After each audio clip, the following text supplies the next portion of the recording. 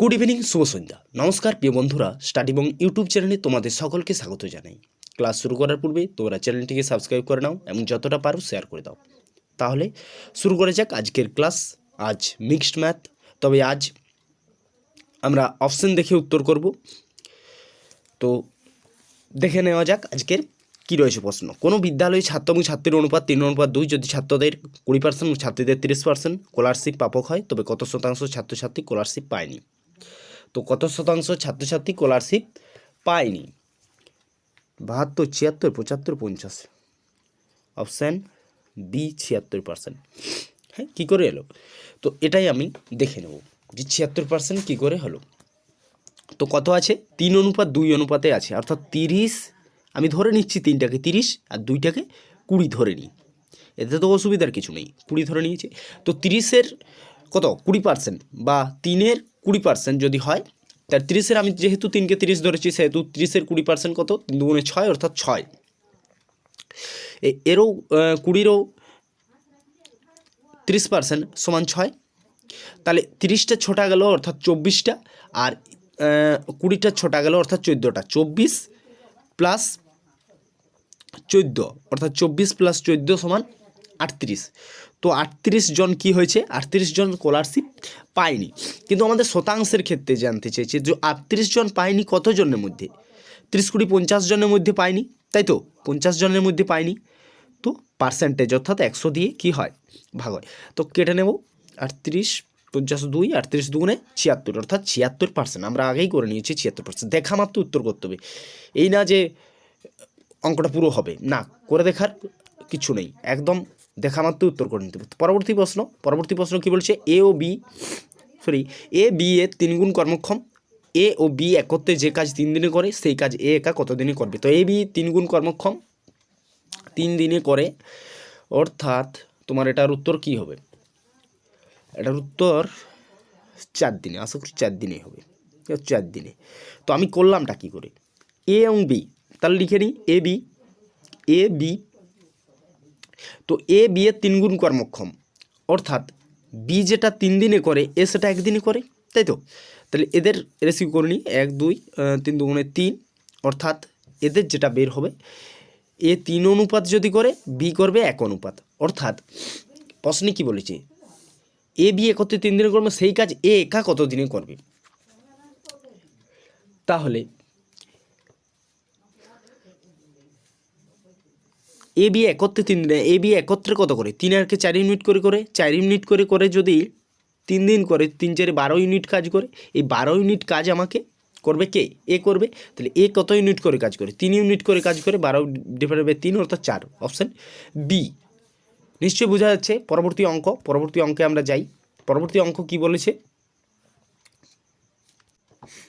তো কী বলেছে? 7:13 এর উভয় পদের সাথে কোন সংখ্যা যোগ করলে নতুন অনুপাত 2:3 হবে? আচ্ছা, 7, 13, 2, 3 মানে 5 আচ্ছা 5 এখানে কিন্তু উত্তর হয়ে যাবে। কী করে 5 হলো? দেখো, দুটো পদ্ধতিতে করা যায়, অনেক পদ্ধতিই করা যায়, দুটো কেন অনেক পদ্ধতি করা যায়। আমি একটু লং পদ্ধতি করি। তো 7 এবং 13, তাই তো? 7-এর সাথে এমন কোনো একটা সংখ্যা যোগ করব, এবং 13-র সাথেও এমন কোনো একটা সংখ্যা যোগ করব। তো আমি জানি না তো সংখ্যাটা কত। আমি সংখ্যা যেহেতু জানি না, আমি XY Z ABC যা ইচ্ছা তাই ধরতে পারি। ধরেছি X ধরেছি। তো কত হবে? 2:3, মানে 2/3। আবার একটা 2 আছে, হ্যাঁ, 2/3। কী হচ্ছে? কলমটা প্রবলেম করছে। 2/3। তো 13 দুগুণে 26x, 26x না 26, হ্যাঁ 26, 26, 26 প্লাস, কলমটা প্রবলেম করছে, হ্যাঁ, এক সেকেন্ড। তো 26 প্লাস 2x, তাই তো, সমান 21 প্লাস 3x, তাই তো? তাহলে 2x minus 3x minus 2x সমান 1x, অর্থাৎ x বা 1x সমান 26 মাইনাস 21 সমান 5, অর্থাৎ 5। আমরা এই পদ্ধতিতে করতে পারি, একটু লং। আমরা এছাড়াও অন্য আরও পদ্ধতি রয়েছে, সেগুলো করতে পারি। তো সেই পদ্ধতিটা কি? সেই পদ্ধতিটা হলো অপশান টেস্ট। তো সাথে সাথে এমন কোনো সংখ্যা, আমি প্রথমে এ আছে অপশান এ 5, বড় সংখ্যাটাই নিই। তো 7 যুক্ত 5 সমান কত? 7 যুক্ত 5 সমান 12। তাহলে 7 যুক্ত 5 সমান যেহেতু 12, আমি লিখে নিলাম 12 অনুপাত 13-র সাথেও 5 যোগ করি। 13 যুক্ত 5 সমান কত? 13 যুক্ত 5 সমান 18। এটাকে তুমি কাটাকাটি করো, দেখো কি আসছে, 2:3 আসছে, 2:3 আসছে। তো আমাদের প্রশ্নে কি বলেছে? 2:3। তাহলে 5 যোগ, আমার অপশান এতেই তো আমার উত্তরটা লুকিয়েছিল। অপশান এ 5 আমি দেখে নিয়েছি, হ্যাঁ আমি প্রথমে পেয়ে গেছি, ঠিক আছে। নাহলে আমি প্রত্যেকটা দেখে দেখে করবো, ঠিক আছে। তো আমি পরবর্তী অঙ্কে চলে যাই। অঙ্ক বুঝতে কোনো অসুবিধা, কোনো কষ্ট, কোনো পীড়া, কোনো কিছুই নেই। তাহলে পরবর্তী অঙ্কে আমরা কিন্তু চলে যাব। দুটি সংখ্যার যোগফল 25 এবং তাদের অন্তর 13, সংখ্যা দুটির গুণফল কত? দেখা মাত্রই উত্তর হবে। আমি কি বলছি? দেখা মাত্রই উত্তর হবে 114। আরে কোথা থেকে চলে এলো 114?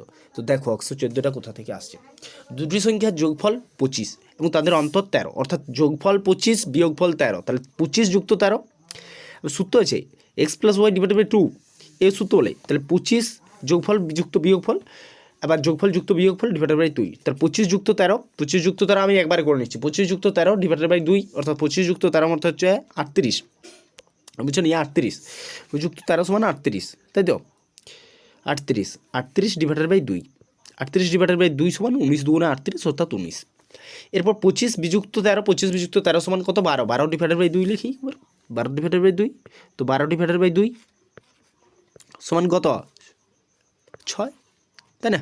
এদের কি বলেছে? এই দুটো যে সংখ্যা বের হলো, বড় সংখ্যা 19, ছোট সংখ্যা 6, এদের কি বলেছে? দুটো সংখ্যার গুণফল কত? দুটো সংখ্যার গুণফল 19 6 কত? সবাই নামটা জানো? 19 6 কত? 114, অপশান এ। হ্যাঁ, বুঝতে কোনো অসুবিধা, কোনো কিছু কষ্ট, পীড়া, যন্ত্রণা কিচ্ছু নেই। পরবর্তী অঙ্ক যাই, ঠিক আছে? পরবর্তী অঙ্কে, তো পরবর্তী অঙ্ক কি? দুটি সংখ্যার গুণফল 12,960 এবং তাদের গোসাগু 36, এরকম কত জোড়া সংখ্যা থাকতে পারে? তো এরকম কত জোড়া সংখ্যা থাকতে পারে?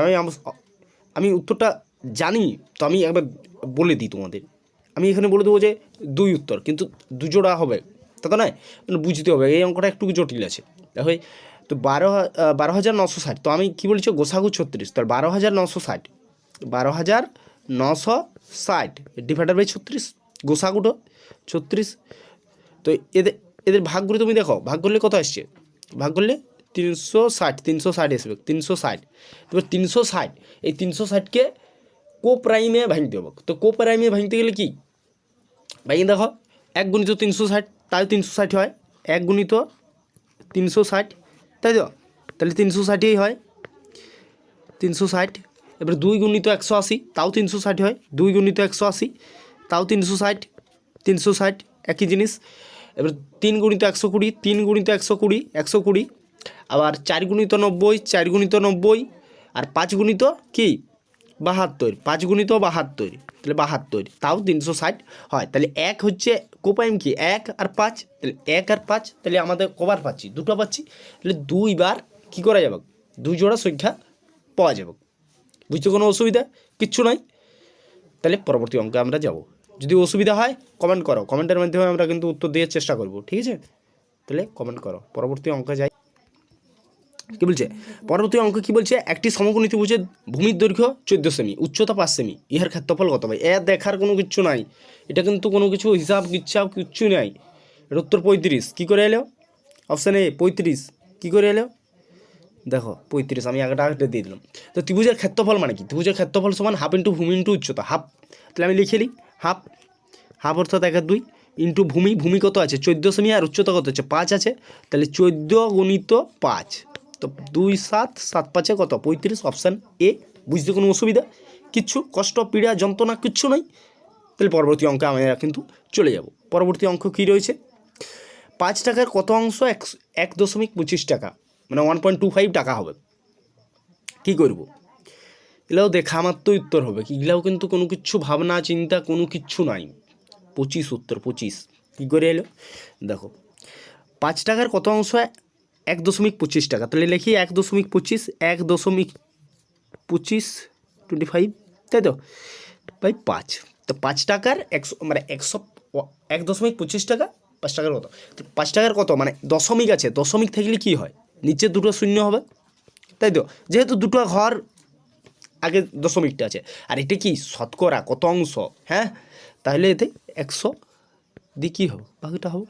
তাহলে এখানে দুটো শূন্য কাটো, এখানে দুটো শূন্য কাটো, 5 কোথায় 125, এখানে তো পয়েন্ট গেছে উড়িয়ে, যেহেতু নিচে দুটো শূন্য আছে বস করেছি, সে দুটো চলে গেল। তাহলে 125, 5 কোথায় 125, 5 25 125, অপশান ডি, অপশান ডি, ঠিক আছে, অপশান ডি এখানে কিন্তু সঠিক উত্তর হয়ে গেল।